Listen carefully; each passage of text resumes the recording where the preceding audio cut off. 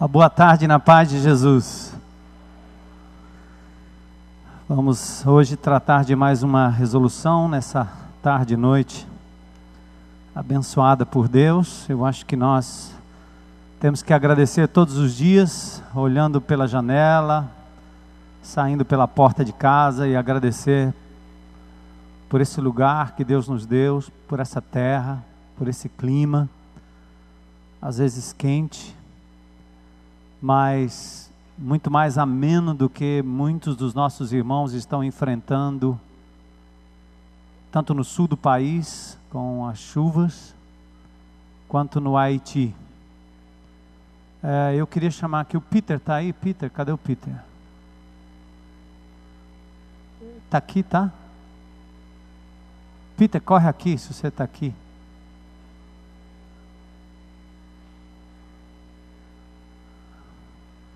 Peter é um amado irmão, membro dessa comunidade, que trabalha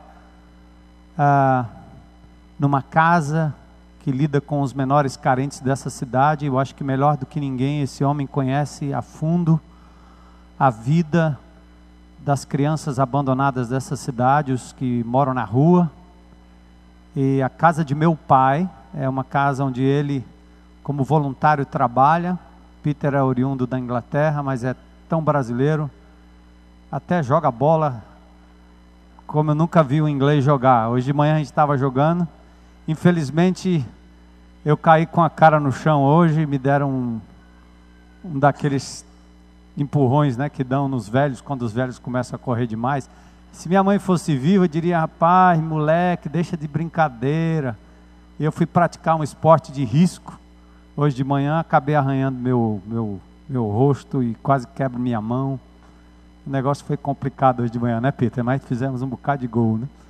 Mas eu soube que o Peter está indo para o Haiti esta semana. Nós temos igrejas lá no Haiti que ele tem um estreito relacionamento, desde a época do seu pai, ele estava me contando hoje. E eu queria que nós dessemos um suporte, primeiro em oração. Peter, apesar de ser um missionário, mas ele não é missionário no sentido tão tradicional como nós conhecemos. Ele vive aqui à mercê de ofertas voluntárias, e nós gostaríamos de ajudar o Peter nessa ida dele para o Haiti na terça-feira. Ele está precisando de uma série de coisas, até um smartphone. Ele precisa de um smartphone para poder se comunicar lá, porque a internet talvez seja o único meio de comunicação ali. E ele vai visitar alguns acampamentos ou alojamentos de meninos, muita preocupação com criança. Ele conhece bem a situação, então está indo, acho que com um grupo de 10 pessoas, não é isso, Peter? E nós queremos que vocês orem. Quando ele retornar de lá, nós vamos ouvir um pouco mais da história e o que é que nós como igreja podemos fazer. Talvez você pense que ir ao Haiti é só ir se você for um médico, alguém especialista ou um soldado, mas alguém que possa talvez ajudar uma criança, cuidar de uma criança, dar uma comida na boca de uma criança lá já seria bastante útil. Ele estava me contando isso. Então, fui muito tocado pelo depoimento dele hoje pela manhã. Não sei se você quer dizer 2 palavrinhas aí, Peter, mas nós vamos orar por você antes da gente prosseguir com o texto. E lembre-se, as igrejas no Haiti precisam do nosso apoio. As crianças, independente de raça, tribo, língua, religião, precisam também do nosso apoio. É um país devastado e nós precisamos orar por isso de forma mais contundente e também participar segundo o Senhor nos direcionar. Eu agradeço a igreja, eu agradeço o pastor por essa oportunidade.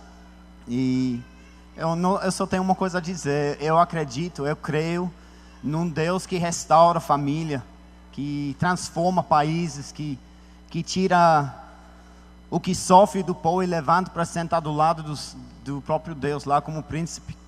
Eu acredito que Haiti não está passando por isso sem razão. E não é somente porque o próprio Haiti pode ser reestruturado fisicamente. É para que nós, como igreja, podemos simplesmente ver o poder de Deus. Porque Deus restaura pessoas. Ele deixa o resto para a gente, mas Ele restaura a vida. Não é só lá que sofrimento acontece, é aqui também. Mas eu peço à igreja a orar. Eu falei para o pastor de manhã, eu creio que a igreja IBC tem um papel. Não sei o que é. Mas eu peço a você, ora por favor por mim. Eu confesso que eu estou um pouquinho com medo, porque eu vi algumas histórias sobre a parte do trânsito do aeroporto da República Dominicana até o Haiti, onde estão acontecendo várias coisas com pessoas que estão indo justamente da forma que a gente está indo. Então eu peço por favor, ore por mim, ore também por minha família.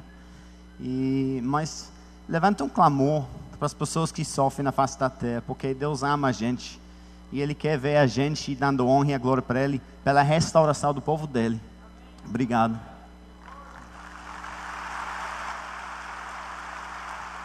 Vamos nos colocar em pé para a gente orar, vamos?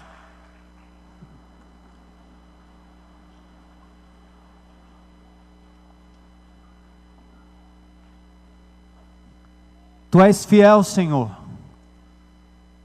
Tu és o Deus dos mortos, dos vivos. Tu és o Deus de toda a terra. Tu és Senhor do ouro e da prata. Tu és o Deus que já se revelou aos profetas. Tu és o Deus que pela boca de Jesus disse que nos últimos tempos nós teríamos tempos de grande tribulação, Senhor.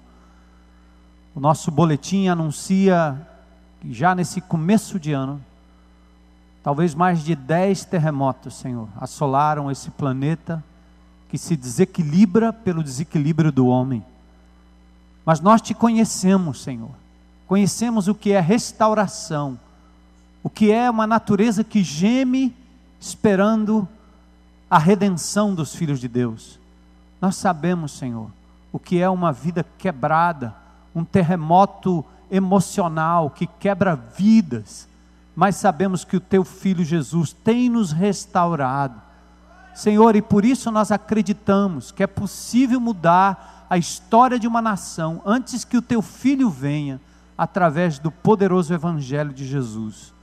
Pai, eu peço nessa hora que o Senhor leve o Teu servo Peter, um homem de coração voltado para o carente, Senhor, para os meninos, as crianças de rua, e que o Teu Espírito o leve através daquelas fronteiras, que o proteja do mal e do maligno, Senhor, que dê a ele saúde plena, livre entrada e saída, Senhor. Ó Pai, que o Teu inimigo não tenha poder, e que onde pisar a planta dos pés do Teu servo, a libertação em nome de Jesus aconteça, a cura seja levada, Senhor, que o Teu poder se manifeste. Senhor, Ele não vai sozinho, Ele vai na autoridade do nome de Jesus, vai debaixo, Senhor, da cobertura desta igreja, Senhor, e onde Ele pisar, nós pisaremos também como comunidade. Vamos dar, Senhor, aquilo que Ele precisa, porque o Senhor vai prover tudo que Ele precisa, Senhor, para entrar e sair daquele país, levando uma palavra de esperança, um gesto de esperança, de restauração para aquela terra. Cuida da sua esposa, seus filhos, enquanto estiverem por aqui, Senhor. Leva o Teu servo na Tua paz, e traz ele, Senhor, na Tua paz. Nós Te adoramos e cremos na Tua soberania sobre este projeto, em nome de Jesus. Amém. Amém. Glória a Deus. E ainda em pé, abram comigo em Malaquias. Malaquias. Vamos fazer uma leitura bíblica ainda em pé.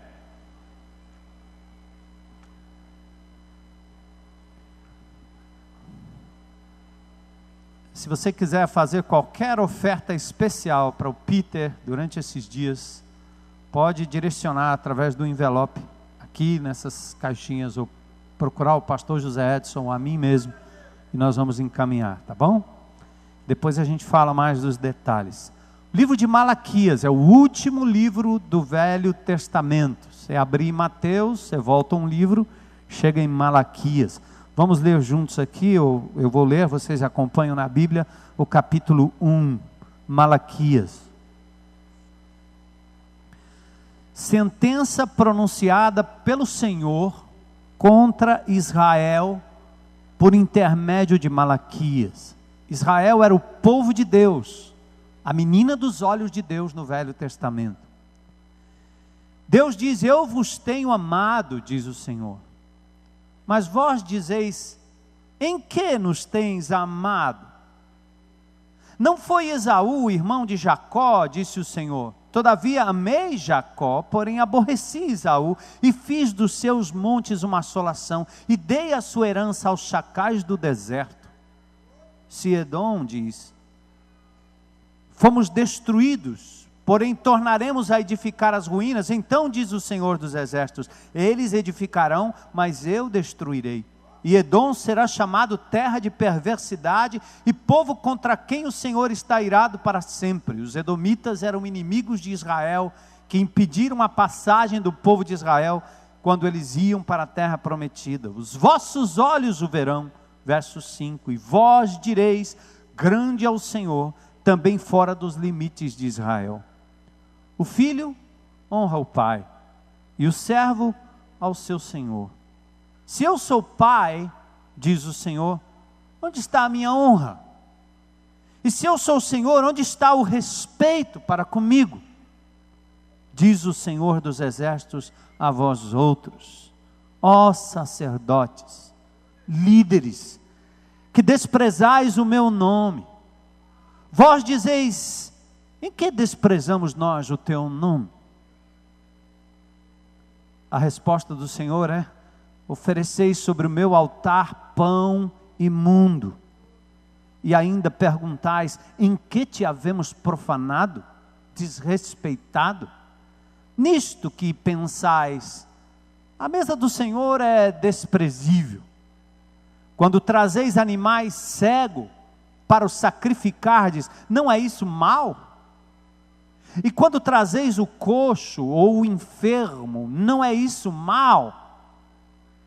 Ora, apresenta-o, ou seja, apresenta esses animais defeituosos ao teu governador, ao teu chefe, ao teu líder. Acaso terá ele agrado em ti e te será favorável, diz o Senhor dos Exércitos. Agora, pois, suplicai o favor de Deus, que nos conceda a sua graça, mas com tais ofertas nas vossas mãos, aceitará ele a vossa pessoa? Diz o Senhor dos Exércitos. Tomara houvesse entre vós quem feche as portas, para que não acendesseis debalde o fogo do meu altar. Eu não tenho prazer em vós, diz o Senhor dos Exércitos, nem aceitarei da vossa mão a oferta. Mas, desde o nascente do sol até o poente, é grande entre as nações o meu nome, e em todo lugar lhe é queimado incenso e trazidas ofertas puras, porque o meu nome é grande entre as nações, diz o Senhor dos Exércitos. Mas vós o profanais, quando dizeis: a mesa do Senhor, o altar do Senhor é imundo, e o que nela se oferece, isto, a sua comida, é desprezível. E dizeis ainda: que canseira! E me desprezais, diz o Senhor dos Exércitos. Vós ofereceis o animal dilacerado, e o coxo, e o animal enfermo. Assim fazeis a oferta. Aceitaria isso eu da vossa mão, diz o Senhor? Pois maldito seja o enganador, que tendo um animal sadio em seu rebanho, promete e oferece ao Senhor um defeituoso. Porque eu sou o grande rei, diz o Senhor dos Exércitos. O meu nome é terrível entre as nações. Senhor, que nesta noite, o teu povo, compreendendo a tua palavra, resolva, Senhor, dar ao Senhor o melhor, o mais excelente, do que somos, do que são, do que temos, do que tem, Senhor, para a glória do teu nome, pois é em nome de Jesus, aquele que se deu por nós, com sacrifício excelente, poderoso, imutável, incomensurável, é que nós oramos e agradecemos. Amém. Podem sentar, irmãos.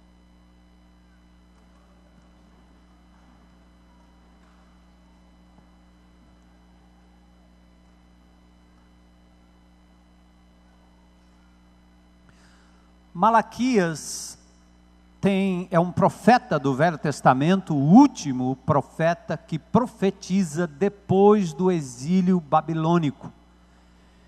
Mais ou menos em 506 a.C., o povo de Judá, povo judeu, é levado para o cativeiro babilônico. E durante o cativeiro babilônico, Daniel, praticamente Jeremias, Ezequiel profetizam, mas depois do cativeiro babilônico, apenas 3 profetas, Ageu, Zacarias e Malaquias, profetizam sobre a reconstrução do templo, quando o povo é trazido de volta para uma terra desolada. Malaquias já pega um momento em que tudo estava praticamente normal em Israel. A palavra Malaquias significa meu anjo, meu mensageiro. Enquanto os outros profetas profetizaram em dias de mudanças políticas e até em dias de prosperidade, Malaquias profetiza num momento difícil da nação de Israel, num momento obscuro, no momento quando tudo parecia funcionar em termos da adoração, do rito, sabe? É vir e voltar para o culto, a escola, tudo funcionando. Mas, evidentemente, a presença de Deus não parecia tão clara, tão evidente na vida do povo. Não havia evidência da poderosa mão de Deus como nos dias de Elias e nos dias de Eliseu. O templo estava pronto como esta tenda, mas não havia indícios da glória de Deus, conforme havia sido prometido por Ezequiel, lá no capítulo 43, verso 4, quando ele diz: a glória do Senhor entrou no templo pela porta que olha para o oriente. Significa que uma religião pode ter todos os rituais, significa que um homem de Deus, uma mulher de Deus pode frequentar uma religião, mas de verdade não ter nela, na religião e nem tampouco na pessoa, a presença poderosa da glória de Deus, a presença transformadora da glória de Deus, que nos motiva, nos move, nos cura, nos sara, nos faz vibrar como crentes em Cristo a cada dia pela presença de Deus. Assim estava acontecendo em Israel. O ritual acontecia, mas era sem entusiasmo. Havia uma espécie de aridez espiritual. Sabe quando você está cantando, mas só no embalo? Sabe quando você está orando, mas é só no embalo? Sabe quando você está lendo a palavra, mas é como se fossem palavras de um noticiário de jornal? Malaquias aponta para o desgaste espiritual do povo de Israel. O descaso do povo com as coisas de Deus. Descaso com o nome de Deus. Descaso com a palavra de Deus. Me incomoda às vezes como nós falamos o nome de Deus em vão, porque virou algo comum. É como falar Maria ou José, ou ai ai ai, ou ai ai ai. Não tem peso. Quando o nome de Jesus e quando o nome de Deus deveriam ser usados de uma forma reverente, poderosa, porque no nome dele há poder, nós usamos para dizer: ai meu Deus, graças a Deus, pelo amor de Deus, coisa que às vezes é repetido por pessoas de uma forma tão fútil, sai da boca como se fosse uma expressão de: ai, não enche não, para com isso.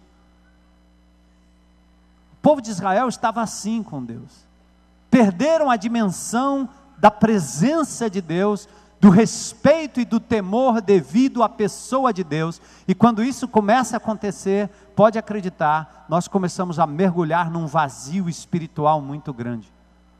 Quando Deus deixa de ser Deus, quando Jesus perde o seu lugar de honra na nossa vida, quando a palavra de Deus já não é mais amada e respeitada, nós começamos a nos desviar pelo caminho, descer o barranco, cair no abismo e nos afundarmos numa lama de pecado para finalmente achar até que Deus nem existe mais. Não faz mais diferença. Assim estava o povo de Israel, sem entusiasmo. A fé perdeu o sentido. E as pessoas transformaram a fé em cinismo, porque perderam o contato com o Deus vivo. Queridos, a palavra de Deus diz que estas coisas foram escritas lá em 1 Coríntios 10 para exemplo nosso. Quando você ler o Velho Testamento, estou agora na leitura do livro de Levítico, e você começa a perceber a meticulosidade de Deus que olha para cada peça e diz: consagra, faça assim, assado, faça desse jeito, assim, tem que ser assim. Parece coisa didaticamente retrógrada, atrasada, coisa de bobeira de criança. Mas a grande verdade é que Deus está ensinando ao seu povo o respeito pelas coisas de Deus, que nós já perdemos há muito tempo. Então os alertas para Israel servem para nós hoje. E à medida que nós vamos caminhando aqui, pense no povo privilegiado por Deus, e onde eles acabaram indo no cativeiro babilônico, sofrendo, diminuindo o seu tamanho, trazendo no seu próprio corpo a marca da sua desobediência, para finalmente Deus apontar o problema e chamar o seu povo ao arrependimento. Eu acho que se você se colocar na posição de Israel hoje e dizer: será que isso está acontecendo comigo? Você tem grandes chances de hoje à noite sair daqui com uma resolução para buscar ao Senhor de todo o teu coração, alma e entendimento, e dar a Ele o melhor. Mas Malaquias também aponta o caminho de volta. Malaquias diz no verso 6 do capítulo 3: eu, o Senhor, não mudo, por isso vós, filhos de Jacó, não sois consumidos. Preste atenção, Deus não mudou, Ele não muda, Ele é imutável. É o mesmo Deus de Abraão, de Isaac, de Jacó, de Daniel, de Moisés. É o mesmo Deus de João, de Pedro, Tiago. É o mesmo Deus de Wesley. É o mesmo Deus de Spurgeon. É o mesmo Deus de Martin Luther King. É o mesmo Deus. Deus não muda. Isso é importante, porque suas promessas permanecem para sempre. Buscar-me-eis e me achareis quando me buscardes de todo o vosso coração, diz o Senhor. Vinde a mim, cansados e sobrecarregados, e eu vos aliviarei. Suas promessas não mudam, seu amor é leal e é para sempre. Mas Deus não fecha os seus olhos para a desobediência do seu povo. Além de tudo, no verso 7 do capítulo 3, Deus convida o homem ao arrependimento. Ele diz: tornai-vos para mim, e eu me tornarei para vós outros, diz o Senhor dos Exércitos. Isso é uma convocação, é um chamado, é um apelo de Deus para você. Não é voltar para a igreja, é voltar para Deus. Deus se manifesta no seu coração, onde você está. Deus se manifesta nas manhãs, nas madrugadas. Deus se manifesta na sua caminhada, no seu trabalho. Deus se manifesta em todo o tempo. Quando você está só, quando você está acompanhado, volte-se para o Senhor, e você automaticamente voltar-se-á para a sua igreja, porque quando o Senhor está pleno na vida de alguém, Ele quer estar onde o povo de Deus está.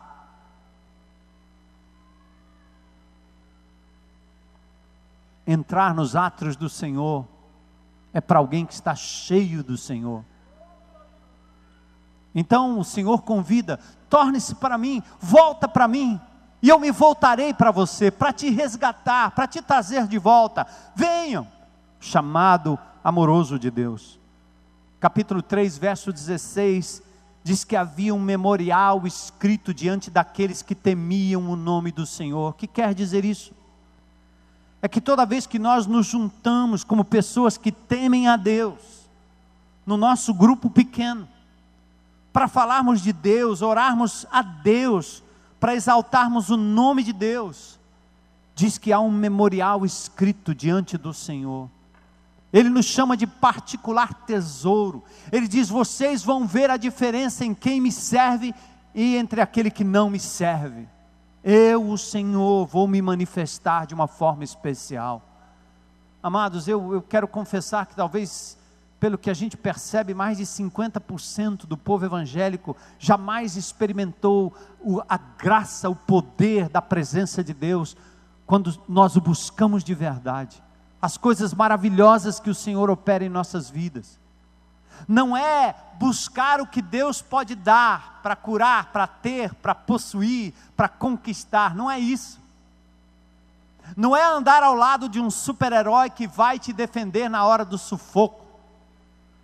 Mas é simplesmente se render diante de uma pessoa que por si só, um Deus maravilhoso, soberano, é digno da nossa admiração, da nossa adoração, da nossa entrega total. E quando nós estamos pasmos na presença de Deus, quando a gente tem essa dimensão da grandeza de Deus e de Jesus Cristo entre todos os nomes, os milagres acontecem por consequência, os livramentos vêm sem você nem pedir.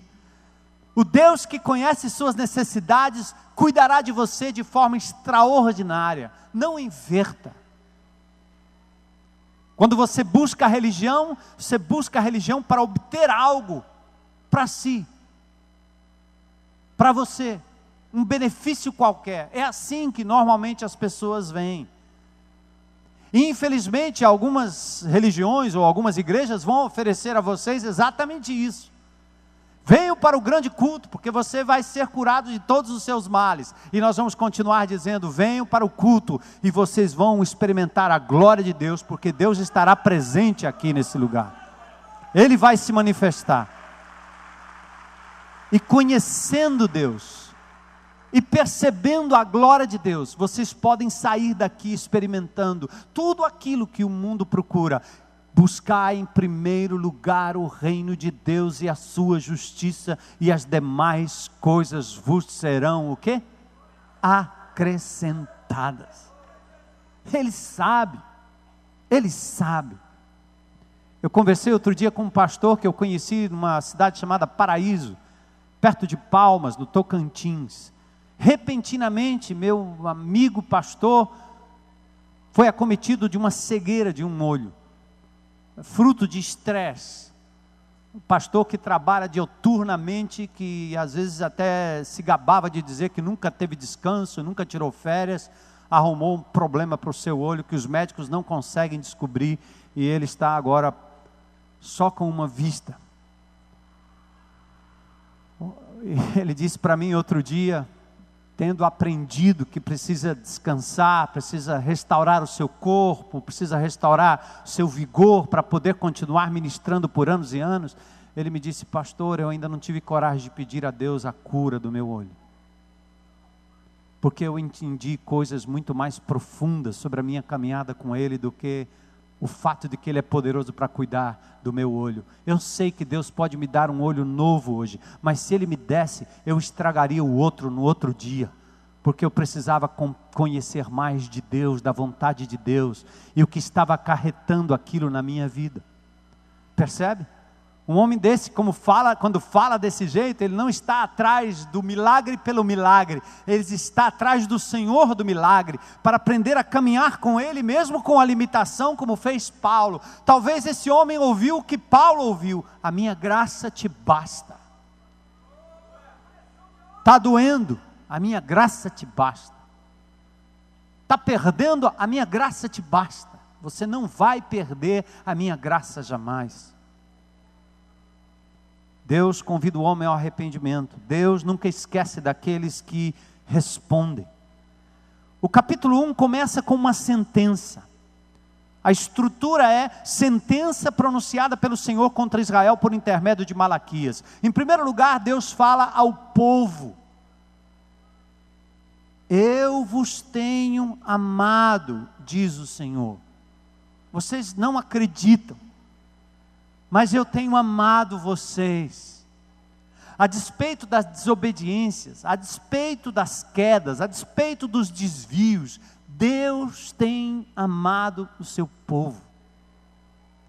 Apesar da falta de amor do povo em relação a Deus, em relação à comunidade, em relação à família, como em Malaquias 2, 13 a 16, quando nós lemos aqui o que tem acontecido, veja o que diz: ainda fazeis isto, cobris o altar do Senhor de lágrimas, de choro, de gemidos, de sorte que Ele já não olha para a oferta, nem a aceita com prazer da vossa mão, e perguntais por quê? Porque o Senhor foi testemunha da aliança entre ti e a mulher da tua mocidade, com a qual tu foste desleal, sendo ela tua companheira, mulher da tua aliança.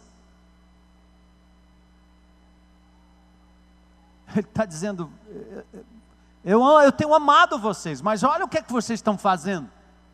Olha o que vocês estão fazendo com o casamento, com a aliança. Deslealdade, traição. Eu estou vendo isso. Então isso é sinal de que vocês não me amam, tampouco amam o povo de Deus, tampouco amam a lei de Deus, e por isso vocês não estão tendo nem amor pela família de Deus, pela esposa, pelo esposo, pelos filhos. Deus diz, eu vos amo. E o povo ainda pergunta, em que o Senhor tem nos amado? Essa expressão é de cinismo, de incredulidade, é a falta de reconhecimento.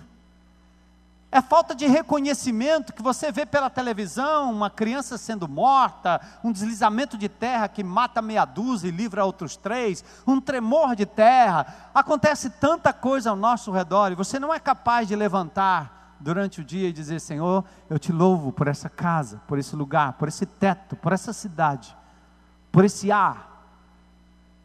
Eu te louvo, Senhor. Deus disse, vocês estão me perguntando em que eu tenho vos amado? Vocês não percebem? Você não está vendo, Israel?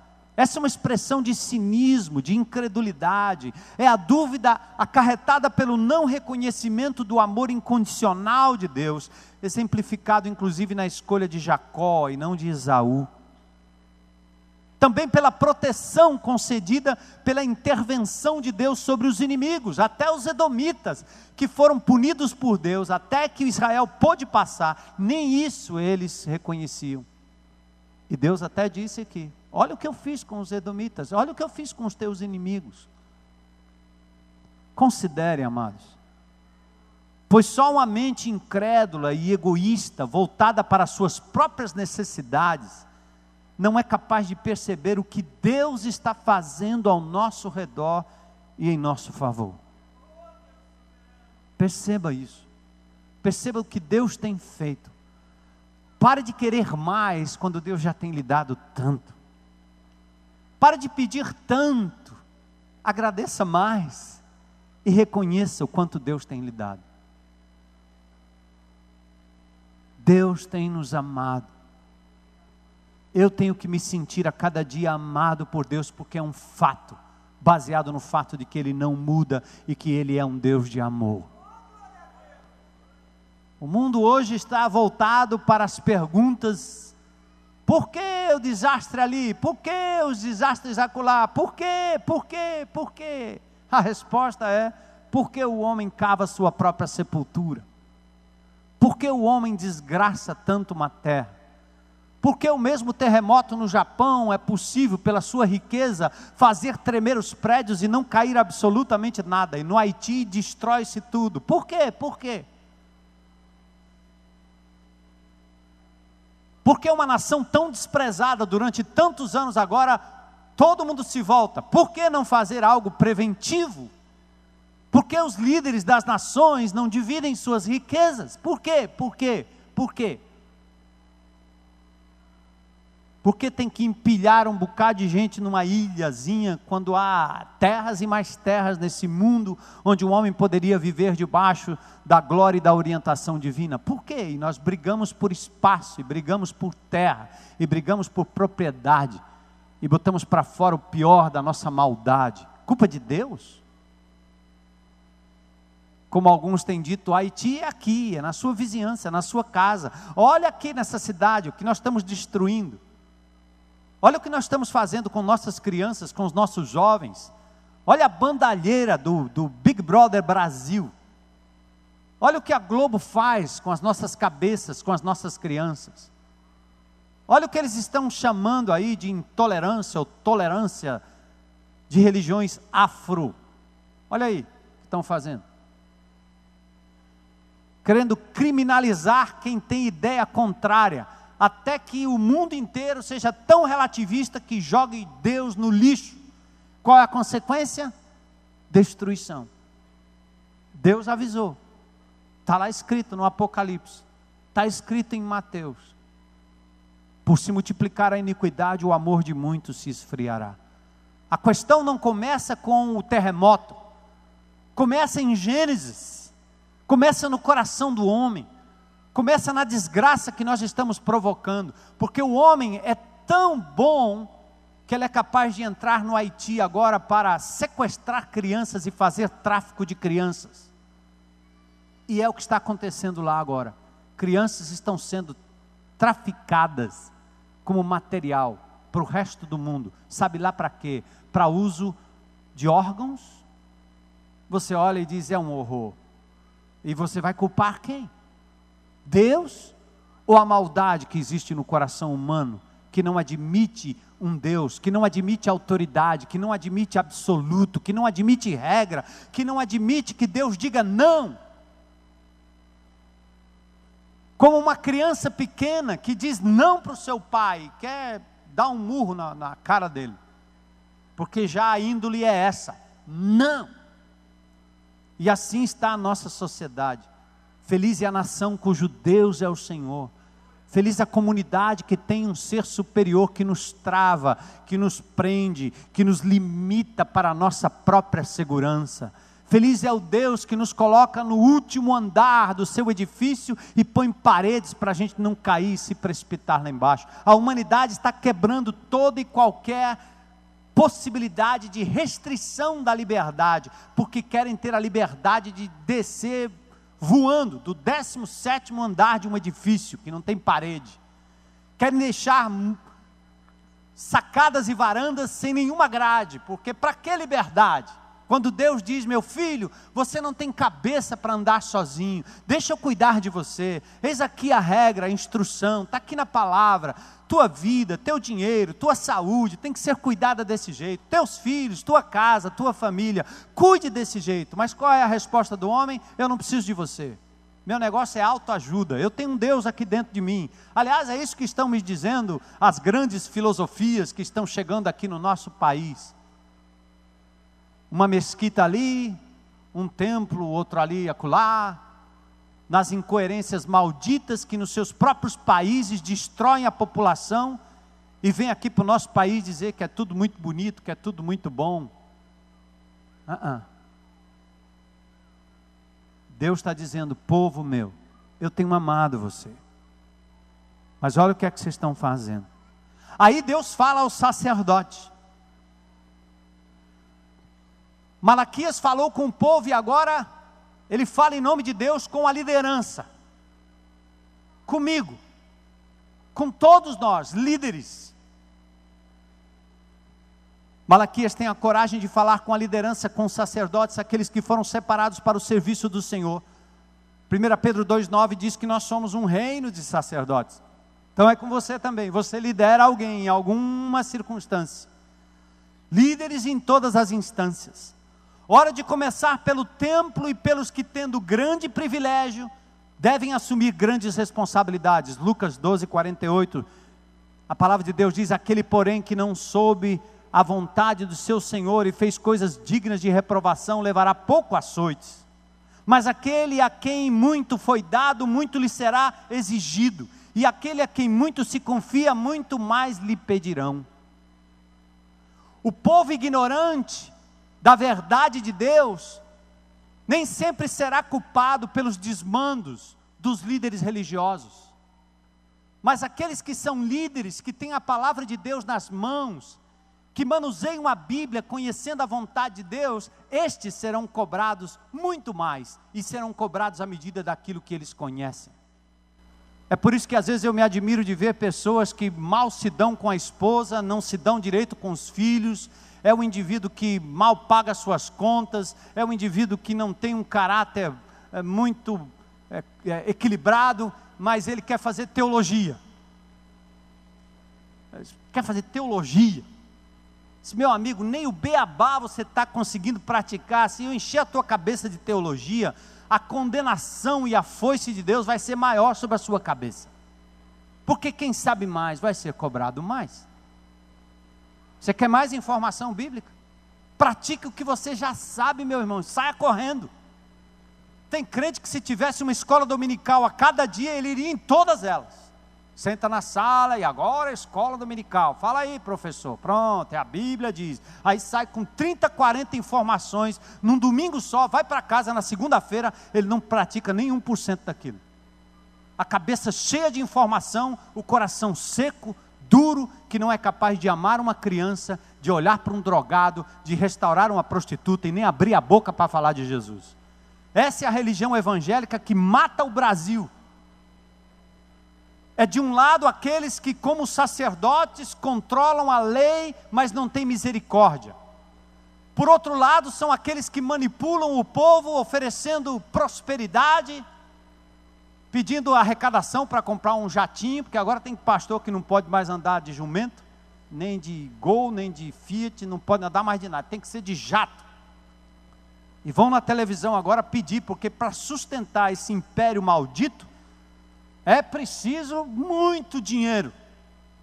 Dinheiro que daria para construir muitas casas aí do outro lado dessa cerca. Mas essa maldição que está sobre o povo de Deus, ignorante da verdade, nem será tão cobrado quanto será cobrado os líderes que conhecem a verdade e estão fazendo do Evangelho de Jesus uma brincadeira. Deus fala ao sacerdote. Quase todos nós temos responsabilidade de liderança na vida. Uns por vocação, outros por obrigação. Todos temos que dar o melhor daquilo que fazemos. Agora ele diz aqui no verso 6 e 7, vocês viram aí comigo no capítulo 1? Dê uma olhada. O filho honra o pai, Deus está dizendo. O servo honra o seu senhor. Mas se eu sou pai, onde está a minha honra? Você não diz, Pai nosso, Pai amado? Se eu sou o Senhor, onde está o respeito para comigo? Deus agora está chamando os sacerdotes, porque Deus tem o direito de exigir respeito e obediência do seu povo. O desprezo por Deus e pelas coisas de Deus nem era percebido, porque Deus diz aqui nesse mesmo texto, olha, vocês estão me perguntando, em que nós temos desprezado o teu nome, Senhor? O desrespeito pela pessoa de Deus tomara uma dimensão tal que mesmo os sacerdotes e os líderes já não reconheciam onde e nem quando haviam errado. Agora há pouco eu estava falando da postura do sacerdote, vocês se lembram da parábola do bom samaritano? Quem parou? Quem parou para acudir? Aquele que sabia menos, aquele que era desprezado, aquele que não tinha estudo de coisa nenhuma, era um samaritano. Ele não conhecia a lei como os sacerdotes conheciam, mas nem o sacerdote, nem o levita, nem o pastor, nem o padre, ninguém parou. Todos estavam ocupados demais com as coisas do templo e não tinham tempo para olhar para a vida daquele judeu. Amados, isso é quando a nossa teologia seca os nossos olhos, é quando o nosso conhecimento de Deus nos torna áridos e defensores de uma verdade, mas não praticantes dela. Deus está chamando a atenção desse povo. E agora, o povo e o sacerdote estão oferecendo o pior para o Senhor. Olha que coisa maluca, gente. No verso 7, eles estavam oferecendo a Deus, nas suas ofertas, na celebração da Páscoa, da ceia, o pão imundo. No verso 8, eles estavam levando para sacrifício um animal cego, o coxo, o enfermo. O povo estava de tal forma, e desprezando de tal forma, que era assim, olha, no Velho Testamento, hoje no Novo Testamento não tem mais isso. Eu estive num debate na TV O Povo essa semana, falando lá com um líder das religiões afro-brasileiras, né? Primeiro é o seguinte, quem é contra os rituais da macumba, da umbanda, não é contra o povo africano. Esse é um argumento furado para calar a boca dos crentes. Nós não podemos calar a boca. Nós temos que continuar mantendo nesse país o direito de discordar do outro. Como disse o judeu, eu não quero ser tolerado, eu quero ser respeitado. E a primeira coisa que eu disse lá, conheça esse ritual aí. Não, porque agora estão dizendo, chuta que é macumba. Sim, mas quem coloca macumba para poluir as esquinas, quem corta os animais do pescoço e derrama sangue sobre a mãe de santo ou a candidata, não é o Evangelho de Jesus. É uma prática completamente indigna de quem vive no século 21. Como é que nós podemos concordar com alguém que espeta agulha numa criança, ou várias agulhas, em nome de um ritual e de um transe? Sacrifício de crianças que foram feitas aí, várias nesse Brasil, e é pouco publicado. No caso daquele menino das agulhas, que teve uma influência de uma mãe de santo, não se divulga isso, porque hoje não é corretamente, não é politicamente correto você falar contra as religiões afro, porque é como se nós fôssemos contra a África. O brasileiro é tão esperto e tão criativo que ele inventou coisa que a África nunca pensou. E quando o crente abre a boca para discordar, aí vai ser preso, pois me prendam. Porque a Constituição deve nos dar o direito e a liberdade de discordar do outro. Gente, nós temos que ter o direito de discordar do outro. Animais eram trazidos no Velho Testamento para o sacrifício, substituindo o indivíduo que pecara e merecia a morte.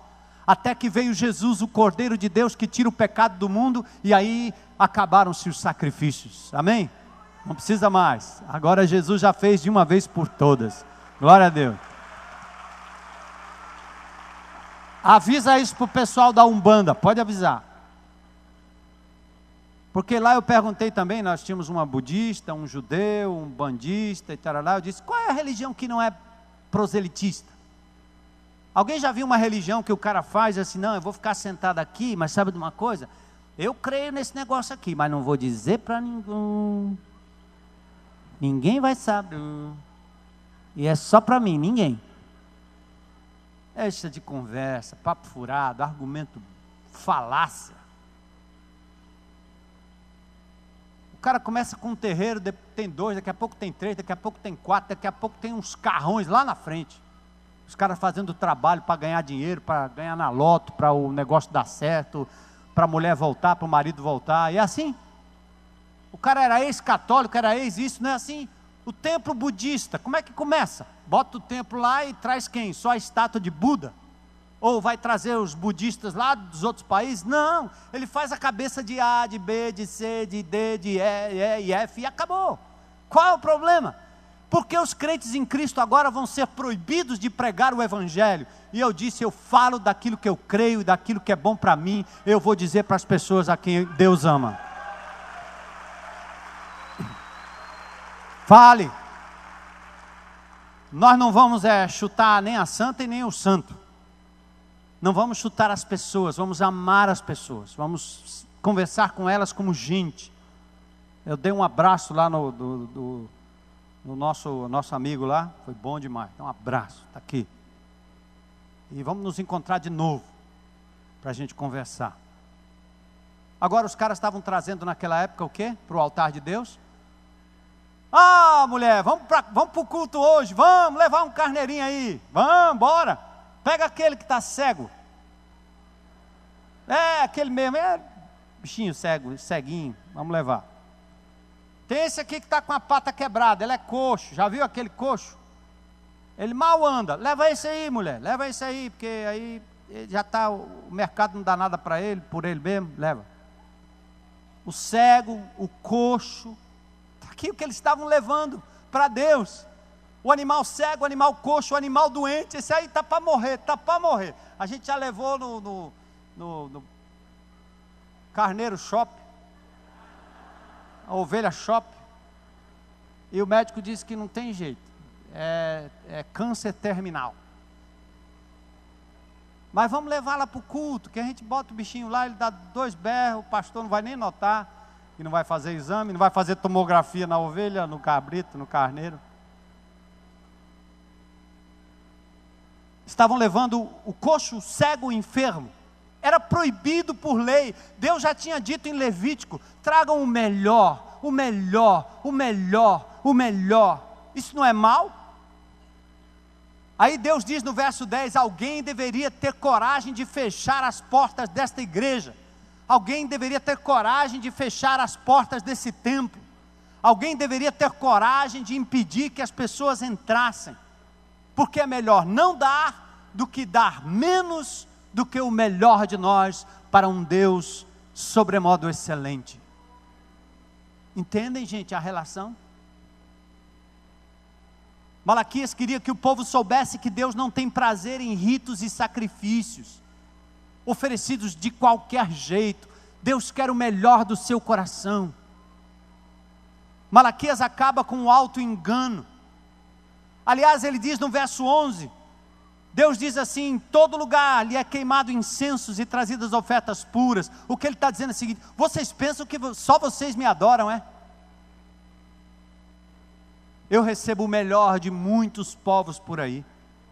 Malaquias acaba com o auto-engano e a falsa noção de dever cumprido. Levei a oferta, dei a moeda, botei um pedacinho lá, ajeitei uma coisinha, dei aquele brinquedinho quebrado, dei aquela blusa rasgada, dei aquela meia furada e está resolvido. Os carentes lá está tudo bem com os carentes. A falsa noção de dever cumprido quando se dá o pior para o Senhor. Mesa imunda, oferta desprezível, é o resultado de um coração irreverente e desobediente a Deus. A realidade é que eles estão dizendo, o ritual é enfadonho, porque tem que dar todo domingo a mesma coisa, é uma canseira. Eles estavam fazendo pouco caso, o texto diz, muxoxo de Deus, que estavam dando dilacerado o coxo, o enfermo, a fêmea defeituosa.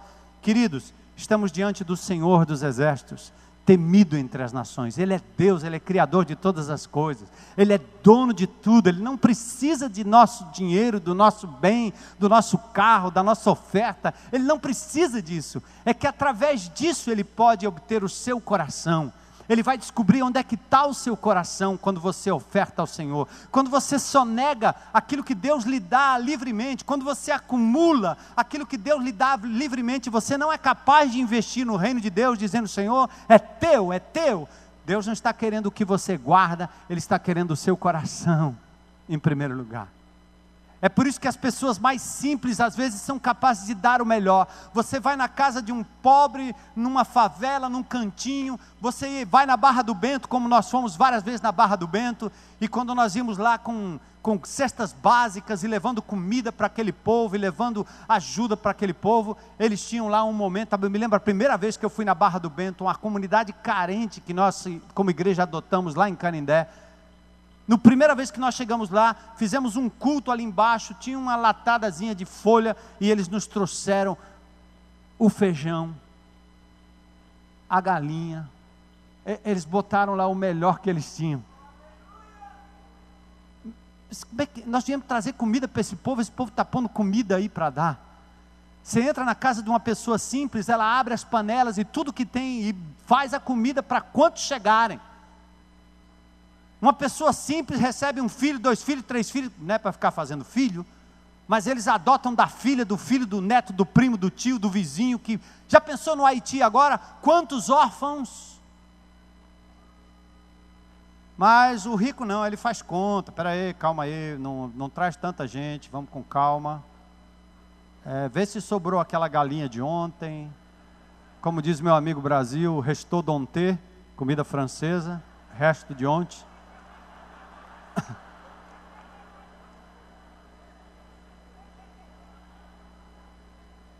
E aquela moedinha que a gente joga e cai nas caixinhas. Pastor Zé Edson falou, então vamos lá. Plim. Resolvido.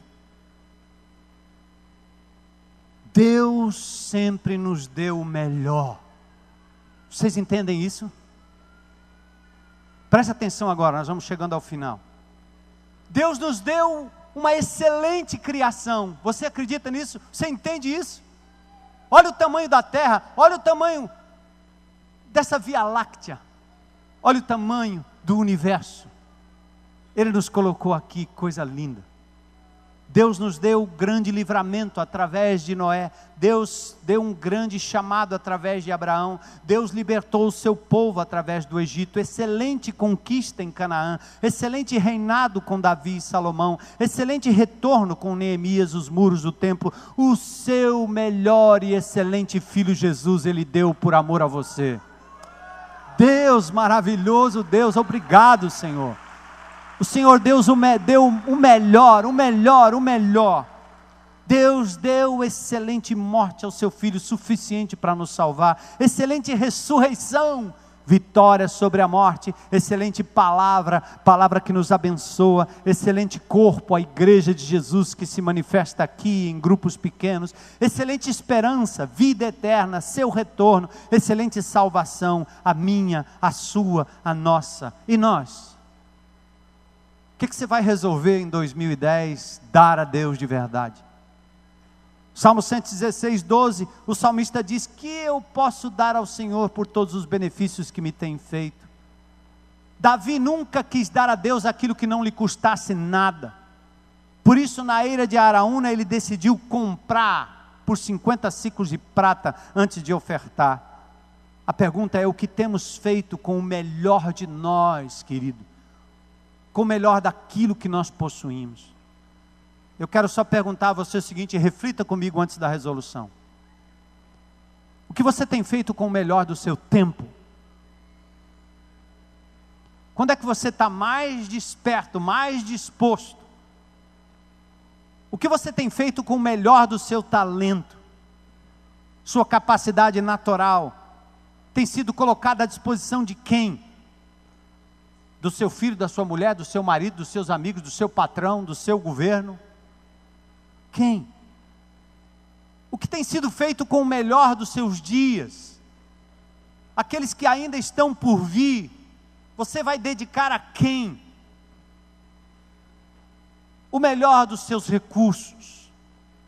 A Bíblia diz que uma alma vale mais do que o mundo inteiro, e é este o grande empreendimento da igreja de Jesus. Levar o evangelho ao maior número possível. Lembra da semana passada? O que você vai fazer com o melhor da sua adoração? Tem gente que ainda usa a linguagem: eu adoro sorvete, eu adoro isso, eu adoro maionese, eu adoro. Eu já vi até minhas netinhas dizendo: não,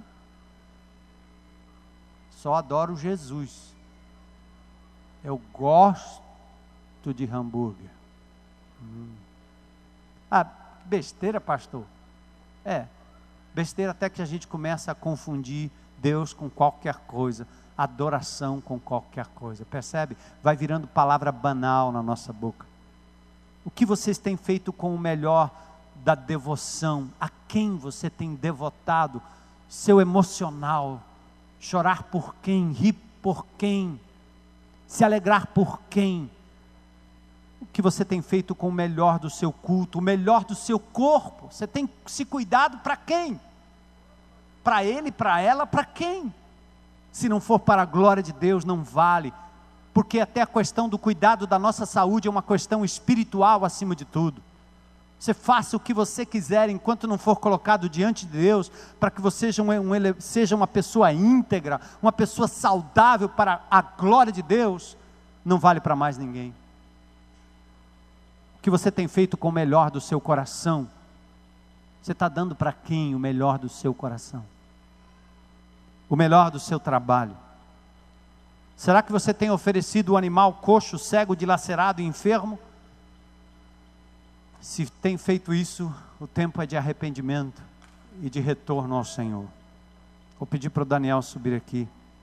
Nossa resolução hoje à noite é entregar ao Deus excelente o melhor de nós. Um Deus excelente merece um excelente compromisso. Amém, igreja? Hoje é um convite à consagração. Eu resolvo entregar o meu melhor para Jesus. O melhor dos meus dias, o melhor do meu vigor, o melhor do meu tempo. Quero entregar ao Senhor hoje.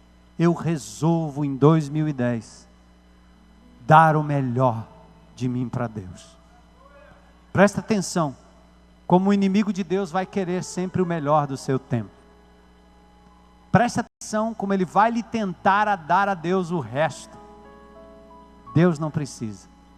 O irmão outro dia me disse: pastor, passei um tempo aí, não pude dar o dízimo, o que eu faço? Rapaz, faz tanto tempo que se você for devolver quadruplicado, você vai ter que pedir empréstimo. Faça isso não. Zera tudo. Confessa a Deus. Começa de novo. Diga: eu vou dar a Deus o que é de Deus. Faça seu voto diante do Senhor. Tem gente que diz: eu não tenho tempo para ler a Bíblia. É porque o melhor do seu tempo está sendo ocupado com outra coisa. Refaz o seu tempo. Desliga a droga da televisão. Desliga a novela. Desliga o BBB. Desliga o jornal. Desliga o futebol. Enquanto você não estiver dando o melhor para Deus, desliga. Amarra, amordaça, tranca essas coisas que o inimigo de Deus tem colocado na sua vida. Enquanto você morre de paixão por alguém que você acha que vai te fazer feliz, pega essa paixão e se dedique ao Senhor e dá a Ele primeiro. E Deus vai lhe dar alguém que vai amar Jesus tanto que vai lhe fazer feliz. Faz isso. Faz isso. Os projetos de Deus não vão ser limitados, porque Deus tem feito prosperar muitos irmãos, inclusive nessa congregação, para que a glória do nome dele seja evidenciada aqui e onde quer que ele nos mandar. Amém? Então decida dar a Deus o melhor. Quando você der uma roupa, dê o melhor. Um brinquedo, o melhor. O seu tempo, o melhor. A adoração, o melhor. Eu resolvo dar o meu melhor para Jesus. Curva a sua cabeça rapidinho aí e ore ao Senhor assim: Deus excelente, Deus que provou na história, na natureza, na palavra, que sempre quis dar o melhor de si, o mais excelente, a mais excelente criação, a mais excelente palavra, a mais excelente forma de viver, e o mais excelente Filho Jesus. Senhor, eu te louvo por isso, e eu quero resolver aqui com os meus irmãos, entregar, dedicar o mais excelente de nós, o melhor. Você sabe, meu irmão, o que é o melhor que você tem negligenciado? Pois decida, deixa Deus te usar. O melhor do meu tempo, do meu talento, dos meus bens, da minha hora, do meu corpo, da minha saúde, o melhor dos meus planos, dos meus projetos. Ver o teu reino sendo expandido aqui na face da terra, vendo a tua igreja prosperando para a glória de Deus. O melhor para o Senhor. Pai, completa essa obra na vida do teu povo, e que essa seja uma semana em que o teu altar estará repleto de corações voltados para o Senhor, e como consequência disso, Senhor, provisão para o avanço do teu reino, serviço que transforma vidas, tempo de meditação na tua presença, adoração genuína, trazendo sempre o melhor para o Senhor. É o que nós te pedimos em nome de Jesus. Amém.